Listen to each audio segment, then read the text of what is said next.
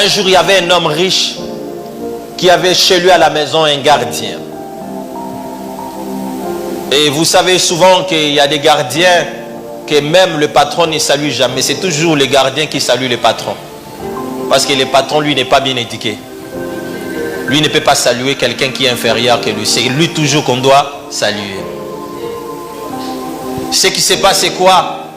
Un jour, les gardiens viennent lui dire, patron, ma fille est malade. Son patron lui dit, ce n'est pas la fin du mois. Je ne pourrai pas te donner l'argent. On attend jusqu'à la fin du mois. Tandis que son patron était à mesure de lui payer son salaire même avant. Le gardien lui a dit, s'il est possible, paye-moi au moins avant. Quand on arrivera à la fin du mois et tu n'auras plus besoin de me payer parce que j'avais déjà récupéré mon salaire. Parce que si on ne le fait pas, mon enfant va mourir. Et quand il arrive, son patron lui dit, je n'ai pas d'argent. Tu dois attendre à la fin du mois. Qu'est-ce qui se passe? Quand le gardien arrive à l'hôpital, quelques temps après, son enfant est mort. Quand son enfant décède, le gardien n'a pas arrêté le boulot. Après avoir qu'il a enterré son enfant, il est retourné au travail. Plusieurs années après, le patron est tombé malade.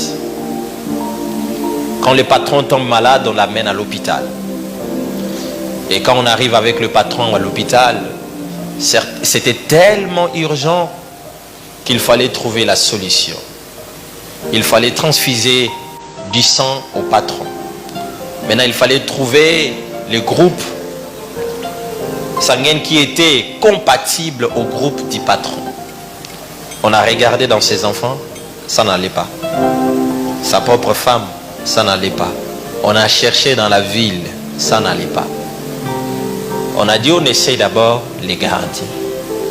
Quand on essaie les gardiens, on trouve que les groupes du gardien et celle du patron étaient compatibles.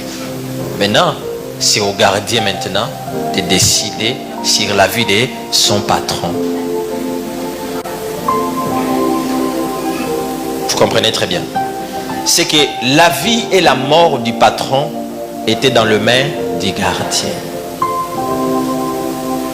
Est-ce que quelqu'un m'entend très bien? Ce jour-là, la femme du patron a pleuré pour dire au gardien, tu veux voir ton chef mourir.